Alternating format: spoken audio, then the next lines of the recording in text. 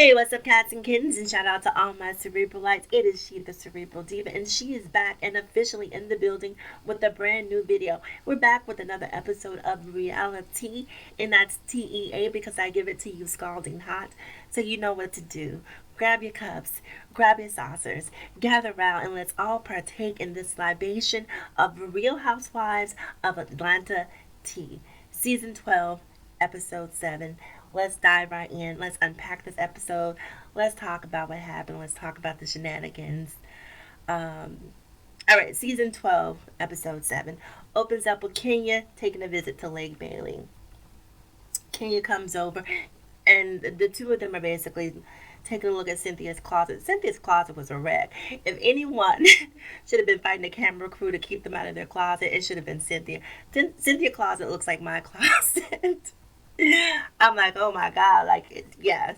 So Kenya comes over and she's helping Cynthia with trying to figure out some organization, being that Mike may potentially be moving into Lake Bailey.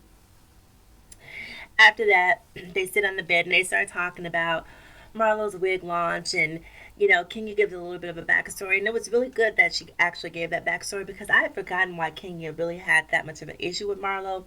But when she gave the backstory and talked about how Marlo made light of the fact that she wasn't raised by her mother and how that affected her, I kind of understood a little bit more why Kenya may have took it to the nth degree last week. So that was really interesting.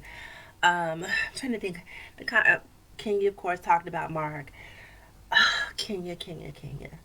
I'm just going to say this, and some of you may disagree with me, but this is how I feel. Kenya, it's time to go, sis. It's time to wash your hands of this man. Um, I can only be Anita Baker for so long. And by that I mean I can only keep giving you the best that I've got for so long. At some point, I have to Bonnie rate you. And by Bonnie rate you, I mean I can't make you love me if you don't. You can't make your heart feel something it won't. Am I right or am I wrong about that? So I think Kenya just needs to move on. Appreciate the fact that you had the child that you wanted.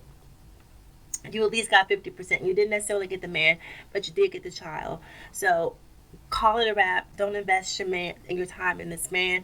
Don't invest your time in anyone. I don't care if it's a family member, a friend, a coworker.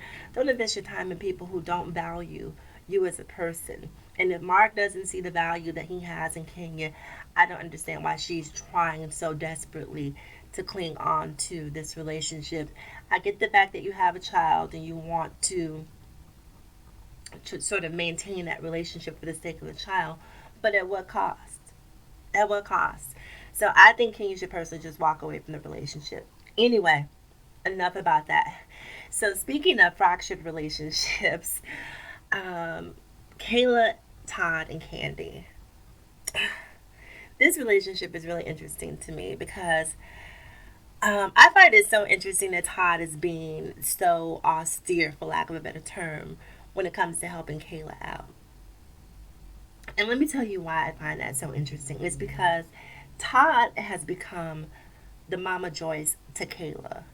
Isn't it interesting how Mama Joyce's whole reason for being so unaccepting of Todd was the fact that she didn't want him to piggyback off of Candy's success. She wanted him to be self-made. She wanted Candy to be with a self-made man. And she was very adamant about that to the degree that it almost caused the two of them, Candy and Todd, to not be together.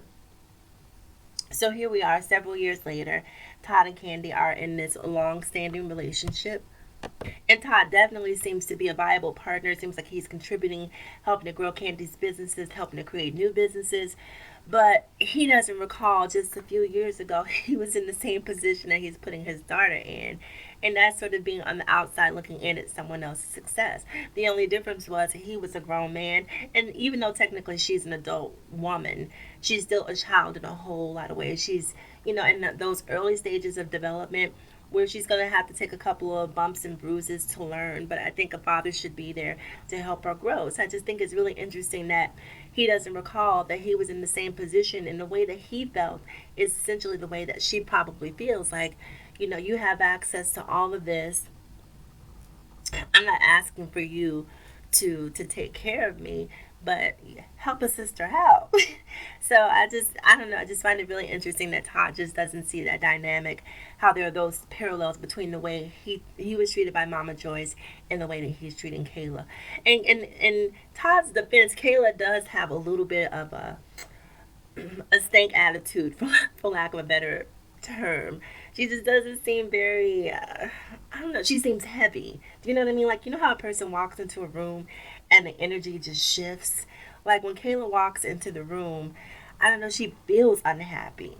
And I'm not sure what to attribute that to, but I definitely feel that from her energy. There's a depressed, just an overall sort of morose or unhappy energy that she's emitting. I don't know. Comment down below if you understand what I'm saying. But when she walks into the room, she just, maybe she's camera shy too. I don't know. Maybe it's not necessarily the fact that she's in a bad place. Maybe she just doesn't want to be on camera, and knowing that she has to shoot these scenes, maybe she's a little camera shy. So that could be it too. I don't know. And Candy, I love me some Candy. Lord knows I do. I really do love me some Candy. But Candy is, I don't know if I would want her for a stepmom. A friend, yes. A stepmom, no. Candy just seems a little, like a little bit of a doofus in, not overall, not in her business acumen, but she seems like a little bit of a doofus in the stepmother capacity. I think she could do a better job advocating for Kayla. I also think that she could do a better job of being a liaison between Kayla and Todd. I mean, you're in this blended family now. So at some point, you know, this whole laissez faire thing where that's their relationship, it doesn't really have anything to do with me. If it's in your house, it has something to do with you. Anything that's around me affecting my energy, if I cannot remove myself from it, has something to do with me. But Candy seems, you know, they've taken on this sort of disposition that, or this position that, Kayla's your child, you have the final say. Riley's my child, I have the final say. Which I understand to a degree. But there still has to be an element of co parenting. You still have to try to be on one accord to a degree. Um, and more importantly, again, I just think Candy could do a better job, in my opinion. She just seems to have thrown her hands up and just, you know, is saying that's their relationship. I don't have anything to do with it. And, you know, she just sort of gives this goofy laugh about everything that, I don't know, it just bugs me. I just wish that she would be um, more inviting. And again, I'm only seeing a glimpse, excuse me, into their lives. So I'm not sure what that day to day relationship looks like. But the relationship I see on camera just, it just feels very cold and very distant. And I think Candy could do a better job. She's the adult in the situation, so I'm going to put the onus on Candy to do, and not necessarily the onus in terms of parenting Kayla, because obviously it's Todd's child, so the onus, if you will, falls on Todd. But I do think that sometimes a woman's energy, a woman's job is to heal, is to blend, to bring these things together. And I just think that Candy could do a better job, once again, in my opinion. So that was that. So anyway, Portia and Marlo. So Portia and Marlo, they go on this little afternoon lunch dates, what have you. Apparently, once again, Marlo does not have access to a clock, so no one has told her that the club is not open yet. So she's dressed inappropriately once again. What is up with this whole sequence in the daytime thing? Am I missing out on the trend? Has someone is this a thing? Um, I don't know what to say. So Marlo picks Portia up. They go on this date. And I'm going to need, so they go on this little date this afternoon, brunch, what have you. And on the vehicle, because I don't even know what to call it, the contraption that they were on this vehicle, Marlo once again begins trying to advocate for Nene. And I'm sitting there shaking my head like, Marlo, we need to get you a storyline, sis, because you cannot keep coming out here being the mouthpiece for Nene. First of all, Nene just walked out of your event and left you to fend for yourself last week. So why you feel so compelled to stand up and advocate on her behalf, I can't figure it out. So I just don't get it outside of needing a storyline. So Marlo's talking to Portia, and she's telling Portia about how, she should sort of take the Michelle Obama when they go low, we go high approach towards her relationship with Nene. And Portia was like, girl, my name is Portia Williams, not Michelle Obama. If she's petty, I'm going to greet her at her front door with petty in return. And so I thought that was such a funny moment. Let me say this about Portia, since we're talking about Portia. I have to give the award for the most growth to Portia. I was not a Portia fan, but Portia in the last two seasons, seeing her growth and maturation has completely won me over. I stand for Portia. I mean, I love seeing the growth. Now, let me say this: Portia is not educated, but Portia is intelligent. I'll say it again. Keep up with me. Portia is not educated, but Portia is definitely intelligent. And you see that in some of the commentary that she makes on the show. You see that in her interaction with Marlo. And more importantly, you see that in her therapy session with Dennis, which is what we're going to talk about next. So Portia and Dennis, they have their second therapy session with Dr. Sherry. And in the session, Portia is trying to get Dennis to open up about his philandering ways. And at one point, Dennis says, I made a mistake. And Portia was like, no, no, no. See, what we're not going to do is keep calling this a mistake. And I damn near caught the Holy Ghost when she did that. Portia was like, no, it's not a mistake when you're planning, when it's, methodical, when you put all of this effort into it. That's not a mistake. That's a choice. And until you stop calling it a mistake, I can't move past this. And I was like, oh my God. I wanted to cry. I felt like a proud mom in that moment. Like, again, Portia is not educated, but she is definitely intelligent. That was a very, very intelligent observation on her part. Now, I wouldn't cheat off her test.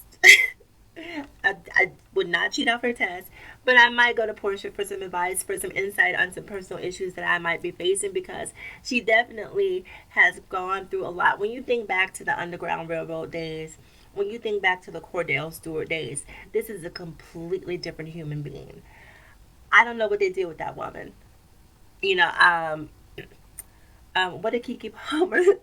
Kiki, I can't remember what she said, but whatever Kiki Palmer said, apply that to Portia's former self, because she has just grown by leaps and bounds, and it is so amazing to see that growth and see the empowerment that she has. Now, obviously, she and Dennis are working on their relationship and trying to get it back together.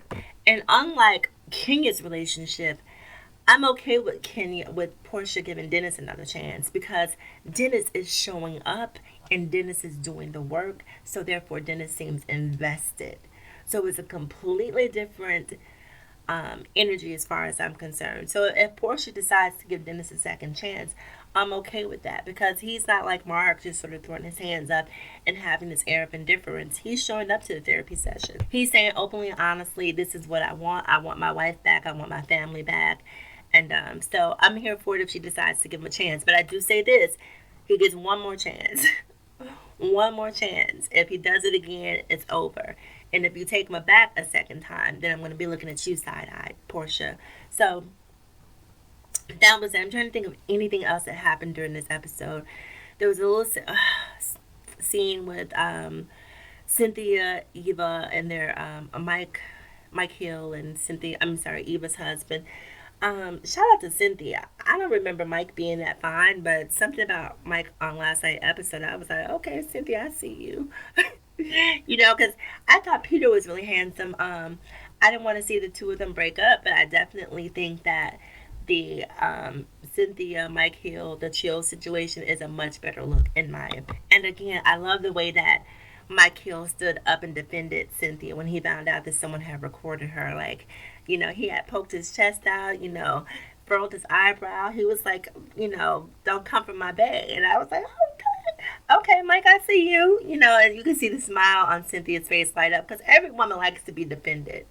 Everyone elects a man who's going to stand up and defend her honor. So I could see how Cynthia had this very proud moment when Mike stood up and defended her against Giovanna. Why is Giovanna running around here lying? Can we just.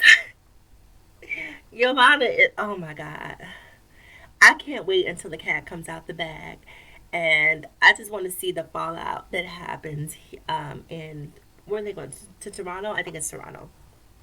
But I think that that's where everything sort of explodes. So it'll be really interesting to see what happens in the next couple of episodes. Anyway, you guys, it is me, the Cerebral Diva. That's pretty much all I have to say. I think I've covered everything that happened during this episode. It wasn't a whole lot. It was a pretty basic episode for the most part. There was some interesting things, but not a whole lot. So I'm gonna get ready to get out of here. I need to start getting ready for work. You probably have to get ready for work too. So as always, in closing, people, remember, live better, love harder, think smarter. It is me, the Cerebral Diva, and I will talk to you guys again soon. And before you go, also remember to like, comment, subscribe, and share if you care. Bye bye.